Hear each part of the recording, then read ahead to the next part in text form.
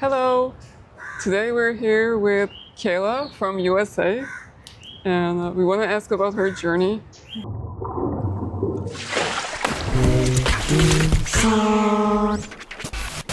Welcome, Kayla. Thank you. Thank you very much. Okay, so when did you first start traveling and why? I traveled quite a bit growing up, just like little trips to different parts of the US. And last time I really traveled alone would be junior year of university. I did a study abroad trip in New Zealand for 6 months. And I loved it so much. I went home and I finished university, I graduated, and then I went back to New Zealand. And Whoa. I've been traveling ever since. Wow. So how many years is that? Let's see, I graduated in 2011, so it's been about 14 years of that. Oh my God. Yeah. I think you have the record for the most time spent abroad, I think. I mean, I've been in and out of the States, but not for more than a couple months at a time. Yeah. And how many countries you visited? Many? Many? Roughly. Over 10. Over 10? Yeah. Wow. Yeah. Can you name a few countries that really stayed with you? I guess it's the ones that I ended up spending the most time in. New Zealand, obviously. That was just the first place I really went. It's friendly people, really easy to get around, beautiful scenery. I love Thailand. I spent 6.5 years there. Whoa. And yeah, Thailand will always have a little piece of my heart. And Mexico is also one of the last places I visited, and probably in the top 5 of my favorite. It's one I always avoided as a kid because it was right next to the US and it's like our neighbor, and I didn't want to go because it was too close, but it's a beautiful country. And so how did you handle your expenses? Because this is a question we get a lot. Well, I've never been rich. Normally, just travel and try and find ways to either save money or earn money. So sometimes it's working in a hostel and it's like working in exchange for accommodation and food. So you're not spending money on that, but you're not earning it. Yeah. Or I've just found, like jobs in different bars and restaurants, and yeah, you just make money that way. So it's like just making enough to keep going and just having fun. What do you think you learned during this traveling? A lot. I guess I've learned that you can just always try something. Like people are really afraid of like, oh, well, I don't have that much money saved up, I can't do this, or what am I gonna do when I get there? And just, I don't know, from what I've experienced, it always works out somehow. So just go for it. Don't be afraid because you don't feel like you're ready enough or you don't have enough prepared or saved. Just go. And how do you think traveling has changed you as a person? How it's changed me as a person? I think it's made me more open-minded. I wouldn't say it's made me more friendly because I've always been friendly, but I like talking to people. I'm not afraid to go up and speak to people. And I feel a certain quality in you that is being very peaceful. And do you think it happened with traveling, or you have always been like this? I've always been a bit like this, but traveling has helped foster that. Yeah. Maybe. What was one of the challenges you've had? I miss having like a base. I miss having somewhere that I can keep returning to that's like mine, because I keep moving and you just relocate everything all the time. And so sometimes you just end up feeling a little bit lost because you don't have a base, you don't have a set place to keep coming back to. So I wish I had that. And it can get a bit lonely because a lot of adventures, experiences, but when you're moving all the time, there's a lot of goodbyes. And that's not the best part about traveling. Yeah. So can you tell me an example of your problem solving, like something happened and you just handled it somehow and it worked out? I mean, I know there was one time in New Zealand, I had maybe $10 left in my bank account, and that's it. And then I was staying with some friends, and then I ended up, I ended up sleeping in a park for one night, and then I just went to this hotel or this hostel nearby, and I'd said like, listen, I have no money. Can we do an exchange, working for accommodation? And they let me. So I did that for a couple of weeks, and then eventually just making connections with people in the hostel and in the town, I ended up finding a bar that needed work. And so then I started working there, and then I could make some money, and then just kind of like pull yourself out of that broke, what am I gonna do moment. Yeah. And so let's say like someone comes to you and asks you like, Kayla, I want to start traveling. Do you have any tips for me? How can I start? What should I consider? Consider what your comfort zone is. I mean, some people, if they've never traveled and you drop them in somewhere in Asia or somewhere where the language is completely different, that'll freak some people out. Yeah. So I guess find out what it is you want and what your comfort zone is, and then just go for it. Have enough money to get there, and then just see what happens once you're there. Might not be the best advice, but Go with the flow. yeah, it's worked for me. How much does your luggage weigh? Whatever is allowed is how much I make it weigh. Like. So you like buy the ticket and they're like, I have 30 kg, and you fill it up. Yeah. Okay. Fill it up or not, but it never goes over. How do you think internet has helped you?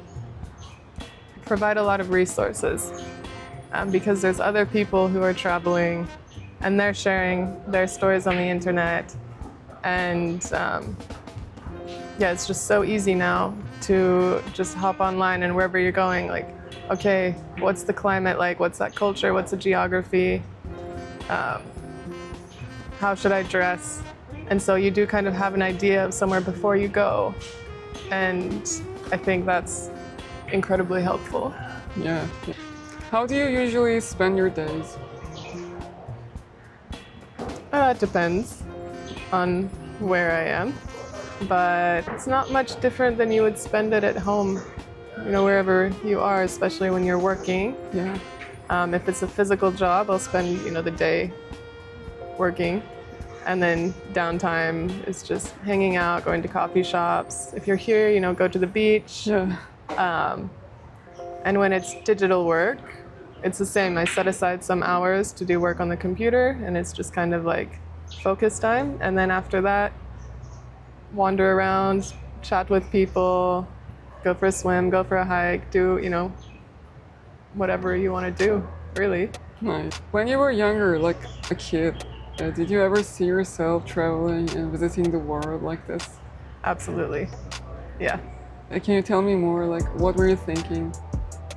I just always wanted to travel. Like, I would spin the globe and just like dream of all the places I could go. And I think my mom said something like, when I was younger, I'd said, like, when I get older, I can't wait to travel. Or like, it's just always been in my head to see as much of the world. Oh. I don't know why. Like, no one else in my family really likes to travel that much, internationally. So I don't know where I got it from, but it's always been in me. Yes. It's a kind of mutation. Yeah, I guess. Wow, you're like a pioneer in your family, in your area. Maybe. Yeah. Can I ask which town are you coming from? I'm from Boise, Idaho. It's in the northwest. And like there, do you know anybody who is like traveling this seriously? Not so much, but a lot of my friend group from university, a lot of them travel a lot, and they're living abroad. And So when you go back, what are usually the questions they ask you? normally it's just more like, how have you been? Are you glad to be home? Because I'm always gone for so long. It's not like I came back from a holiday and they're like, how was it? It's like, A lot of questions on like, where have you been and what was it like? Just really generic. So if you went back in time, what would you do differently? I don't know that I'd do anything differently. Yeah. I mean, it hasn't all been amazing, but everything has taught me something. Yeah, I don't think I would do it differently. It's been a good journey. Yeah. This is so heartwarming. Wow. And where do you see yourself in like 1 year?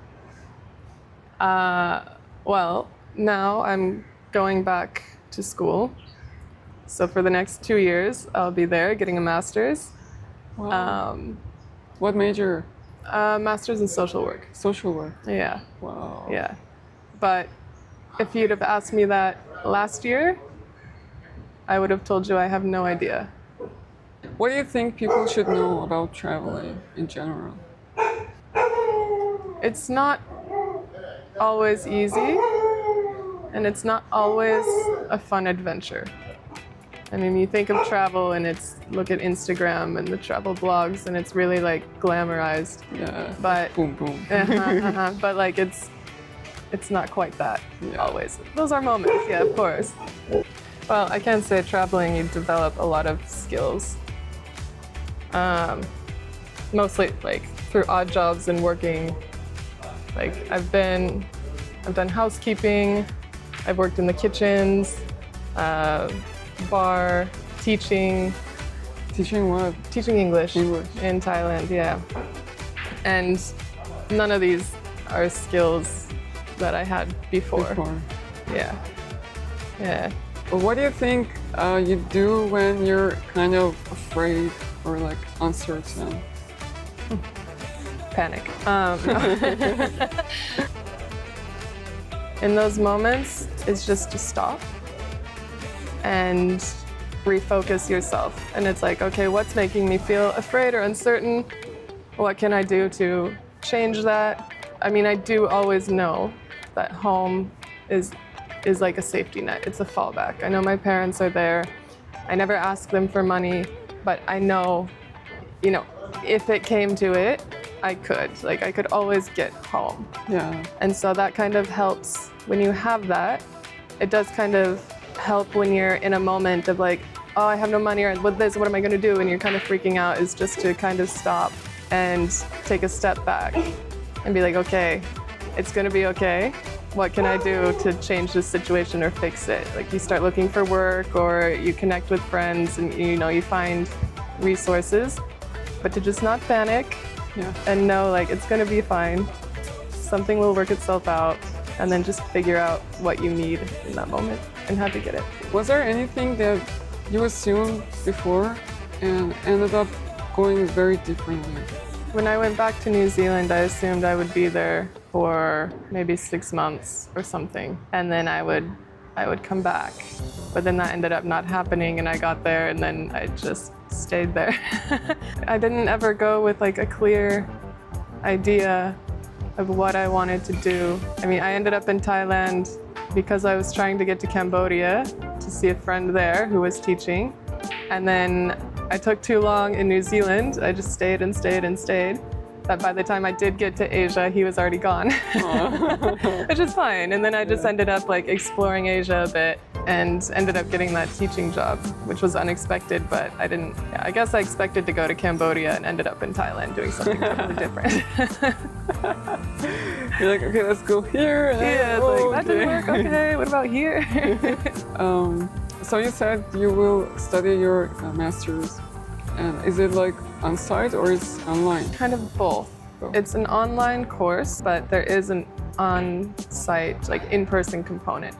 So I'm gonna have to be working somewhere under supervision, and that has to be somewhere in the US. Okay. So if it was purely online, I would stay abroad and do it. But there is that in-person component that needs to be. You can like roughly say you'll be in USA for 2 years. 2 to 3. 2 to 3. Yeah, the program's 2, and then for licensing, it's about another year. So 2 to 3 years I'll be in the US, and then I'm out of there again. Chad.